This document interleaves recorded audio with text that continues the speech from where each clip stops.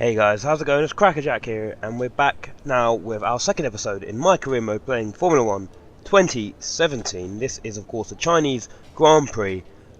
We did okay in our first race in Melbourne. We're going to go ahead and open up our laptop now. To start this episode off, we of course have 2,600 resource points that we can use. We're going to head straight into the R&D tree, have a look at some stuff that we can upgrade. Our powertrain seems to be doing okay at the moment, so I think one of the major things we need to upgrade is our aerodynamics, and of course we go into improving our front wing main plate. That's going to cost us 1,000 points, and then we do of course head over to our durability, looking at our chassis and having it being reduced in its weight, which will give us obviously a better power to weight ratio. So that's all we're going to be doing for the R&D tree at the moment, but without further ado we're going to get straight into qualifying. Now, I'm not going to be including the practice sessions in this episode because I feel like they just make it a bit longer. However, I am going to be going through all of the practice sessions and setup and trying to get the best that we can out of the car. We're going to go ahead and listen to our qualifying goals right now. Hi, it's Emma. Your qualifying goals came up in the board meeting this morning. Here's what to expect. So as you can see, our qualifying goals for this second race is to finish in 13th place and of course beat our teammate and rival Romain Grosjean. But without further ado guys, we're going to go straight into our laptop and head to the short qualifying session. We'd like to welcome you from wherever in the world you join us today for this F1 qualifying session here in Shanghai, China.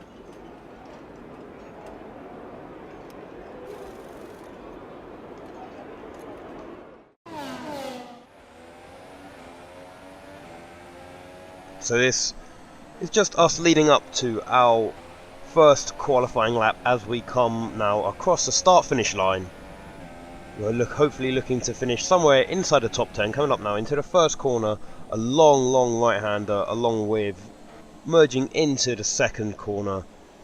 We see Esteban Ocon in front of us, turning now down into the left-hander of turn 3, coming out on the exit of turn number 4 and in the approach to a tiny little right-hander, turn number 5, braking now down and turning hard right into turn number 6, managing to get early on the power out of the exit of that corner before the long left-hander of turn number 7, get onto the grass a bit there before turning into the right-hander of turn number 8, getting ever so close to Esteban Ocon. Now the left-hand turns of 9 and 10 in the run up to the DRS detection zone in the race of course, but this is of course qualifying, coming down now into turn number 11 before hitting the right hand side for turn number 12, now leading up to the back straight as we go through turn number 13, now leading on to the 1 kilometer back straight here in the Chinese Grand Prix. Time is looking good at the moment, coming up behind Esteban Ocon, activating DRS all the way down now to turn number 14. We look as if to try and maybe we can spot an inside gap for over Esteban Ocon, see if we can just get him out of our way. We don't. We go through turn number 15 now, slightly onto the brakes into turn number 16. We miss the apex, we run it a bit wide. However, we're coming up now to the start finish line and we are in 3rd place after our first lap. And as we rejoin it now, we are coming up to turn number 5 into turn number 6, now hard on the brake to the right hand side. You can see we've just set a new personal best in sector 1 now as we lead up to the long left hander of turn number 7. We are there or thereabouts with the timing, just about better than we have been on our fastest qualifying lap so far as we come through turn number 8 into the left hand turns of turn number 9 and turn number 10. We're very much 0.3 of a second faster than our best time. Hopefully we can maintain that as we come up to these last couple of corners before the long back straight here down at the Chinese Grand Prix. We're guiding it nicely through turns number 12 and turn number 13. Hard on the power as we exit. And we are coming up to the DRS activation zone now. Onto the DRS, you can see that we've just dropped outside of the red delta zone. So, you know, with 0.2 of a second down, coming into the final corner before the pit straight, we are coming now 14 and turn 15. And we are hard on the power, 0.2 of a second up on our current time. Left hand turn of number 16, cutting the grass ever so slightly, and as we cross the line we do manage to finish P3, and we'll see where that puts us. So qualifying is complete and we're all set for an exciting race tomorrow. Your top three are Hamilton, Bottas and Sebastian Vettel. Goodbye for now then, but we're really just getting started. Make sure to join us again for Lights Out tomorrow. So as you see guys, that P3 position put us in 9th place, 1 place ahead of our teammate Romain Grosjean.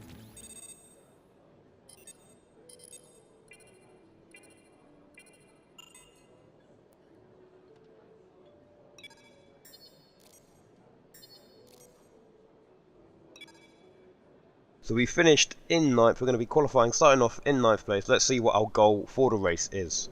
Hi, it's Emma here. Just wanted to let you know what the team are hoping for in the race. So as you can see, for the race tomorrow, we're going to be trying to finish in 11th place or higher, and of course beat our rival and our teammate, Romain Grosjean. And without further ado guys, we're going to get straight into the Chinese Grand Prix. Joining me once again to take you through this race is the effervescent Anthony Davidson, and I'm very much looking forward to it getting underway. You raced here, of course, didn't you, back in your Super Aguri days in that infamous Chinese Grand Prix of 2007? Yeah, that's right. I didn't last that long, though, unfortunately. Qualifying had gone pretty well, but my brakes failed quite early in the race, around lap 10 or 11, something like that. And of course, back in 2004, I was the very first Formula 1 driver to complete a lap of this circuit. Just thought I'd mention that for you, Crofty. You like a good stat. It's a fairly tough circuit on the brakes here, though. You know, there's that long back straight down into turn 14, and then you got turn 6 and 11. They're quite heavy as well. On top of that, managing your front tyre wear is always a challenge around here, so there's a lot to keep in mind during the Grand Prix. We're almost ready to go then, and this is what the starting grid looks like for today's race. Lewis Hamilton lines up on pole position, and Valtteri Bottas will line up alongside. Looking down the rest of the grid, we have Vettel, Raikkonen, Daniel Ricciardo, and Massa, Stroll, Verstappen, a Haas, and Romain Grosjean. Hülkenberg, Perez, Carlos Sainz, and Ocon, Kvyat, Palmer, Fernando Alonso, and Stoffel van Dorn, Ericsson, and Pascal Wehrlein completes the grid. And now it's time to head down to the track.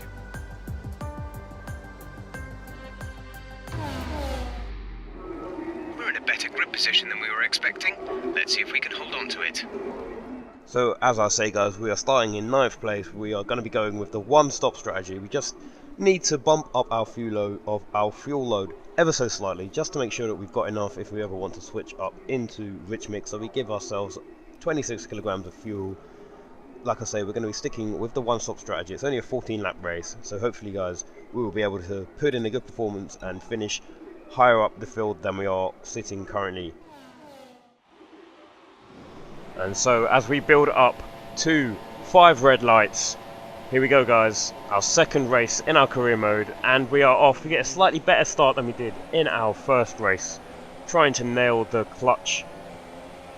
And we can see that we've got Nico Hülkenberg in the Renault coming up our inside. Our teammate Romain Grosjean also tries to overtake us, but we do take the outside line, trying to get around Max Verstappen in the Red Bull. Unfortunately, Romain Grosjean does come back. He does have slightly better line than us going into these series of corners. However, we do manage to hold him off, and we are now in 9th place as we started behind Max Verstappen in the Red Bull. We come close in to turn number 4.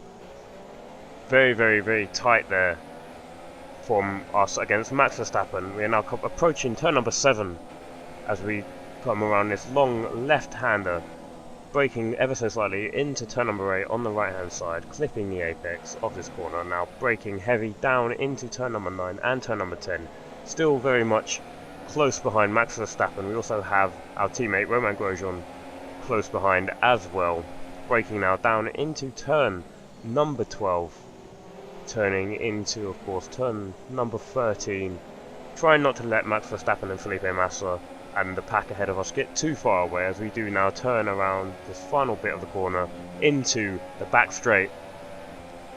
And of course in the slipstream of Max Verstappen, DRS disabled until the second lap of the race, or until the start of the third lap. We make a move around the inside of Max Verstappen and we make it stick, and we come up the inside of Felipe Massa as well, and somehow we manage to do a double overtake going down into turn 14 at the end of the back straight, and we find ourselves now coming over the line in a bit just behind Lance Stroll in the Williams, and we are up into 7th place. And on the following lap, we are now behind Lance Stroll on the back straight yet again. DRS still disabled until the start of the next lap, but we do pull out fairly early on Lance Stroll, looking to try and dive down the inside yet again on turn number 14, outbraking Lance Stroll, and we just managed to clip the apex, squeezing Lance Stroll out of the way, having track position coming out of the turn 14 into turn 15, now breaking down into turn 16, and we do come away at the end of the second lap in 6th place. Okay, entering lap 3 now. DRS has been enabled. Okay, some information on Raikkonen. They seem to have an issue. And so, as you've just heard on the radio, it looks as if Kimi Raikkonen does have a bit of an issue. I'm not sure what kind of issue it is as of yet, but you can see that we are now coming up behind him, coming into turn 7. Sparks flying off the back of the Kimi Raikkonen's car. We do go around the outside of turn number 7, wheel to wheel now, into turn number 8. However, Kimi Raikkonen may be having a bit of a power problem, doesn't seem to have anything to try and compete with us, and we do just drift around him, around the outside of turn number 7 into turn number 8, and we are in 5th place. Pit in this lap. And now here we go, we're coming in for our pit stop. Again, one of the only cars, if not the only car, to come in at the end of lap 4 for the pit stop.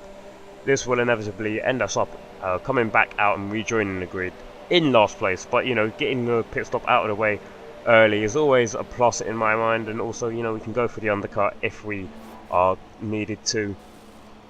So we come in and we leave the pit as I expected in dead last. 2.8 seconds was the pit stop's time. Absolutely amazing, but yeah, we've got a bit of a uphill task now. Now we rejoin it around about the middle sector of lap number 6, coming round into turn number 6. As we approach turn number 7, we are behind Pascal Wehrlein in the Sauber as we round turn number 7, dropping down to the inside of turn number 8, trying to take Pascal Wehrlein around the outside, dropping inside on turn number 9. Pascal Wehrlein holding us up somewhat.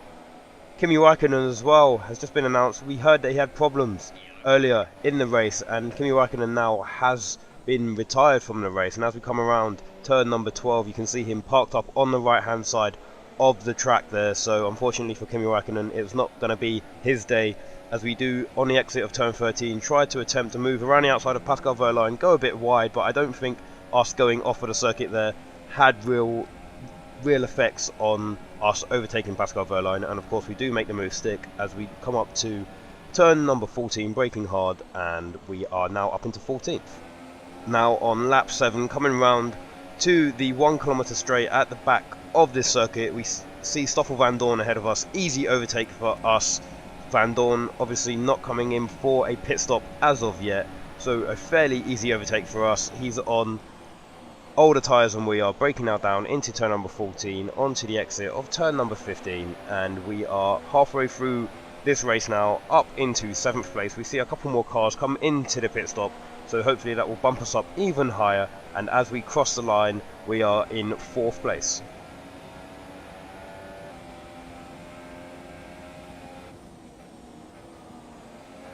On to now lap number 9. We're still in 4th place as we're coming up to the timing for the first sector. You can see that we do set a purple time through sector 1, 0.2 of a second up, still behind Sebastian Vettel and Valtteri Bottas. However, we are going to be trying our best to try and catch them up where we can. Now coming down through turn number 8, the long right hander, braking into the left handers of turn 9 and turn number 10, clipping the apex ever so slightly, using as much road as we can on the exit. Coming up now to turn number 11, braking.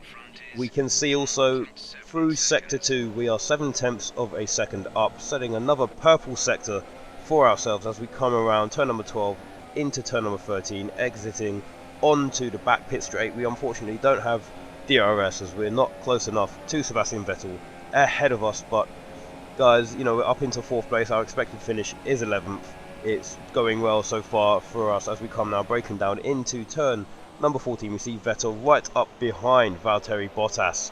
As we come out of turn number 15 we can see Hamilton just ahead of them as well, braking now down into turn number 16, the final corner, clipping the apex absolutely smoothly, and as we cross the line we set the fastest time of the race. Absolutely amazing, guys. And as we rejoin it now on the 14th and final lap, not much has changed really. We've set the fastest lap of the race and we have just been trying to catch up Sebastian Vettel and Valtteri Bottas for the remainder of it as we come around turn number 6, now approaching the left-hander of turn number 7. It looks as if we are going to be finishing this race in 4th place, which isn't too bad. Coming up now into turn number 8 before, of course, the 2 left-hand turns of 9 and 10.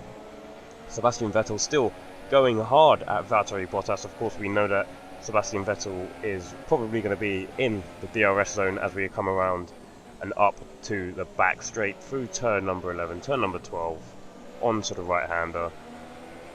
Through to turn number 13, we can see Sebastian Vettel still trying to gain on Valtteri Bottas. Will he try and make a move as we come up to the DRS zone? We see Sebastian Vettel ahead of us pull out to the right-hand side, halfway down this back straight now, into the braking zone for turn number 14. We see Sebastian Vettel trying to make a diving move up the inside. He just squeezes Valtteri Bottas out of the way. I don't know if there was any contact there, but it does look as if Sebastian Vettel, with just a few corners left, has overtaken the Mercedes of Valtteri Bottas, and of course we come home in 4th place. Can't complain about that one. That was an excellent drive.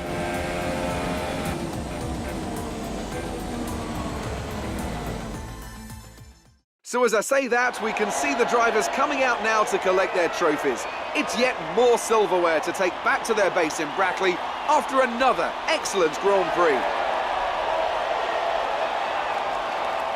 And now let's take a look at the drivers' standings. Lewis Hamilton takes over the lead of the Drivers' Championship after an excellent result. And now I'd like to ask you, Anthony Davidson, who was your driver of the day? Today I think I'll give it to the Haas driver. They fought so hard and had incredible pace at times, so I don't think anyone else did a better job today. And there you have it, guys. You heard it from Anthony Davidson himself. We got the driver of the race here at the Chinese Grand Prix. I hope you guys enjoyed. Let me know if you want to see some of the practices back in the video. I got rid of them because, you know, it just helps with creating a shorter video for you guys to watch. But yeah, I hope you guys enjoyed it. If you did, leave a like, comment, subscribe, all of that good stuff, and I'll see you next time.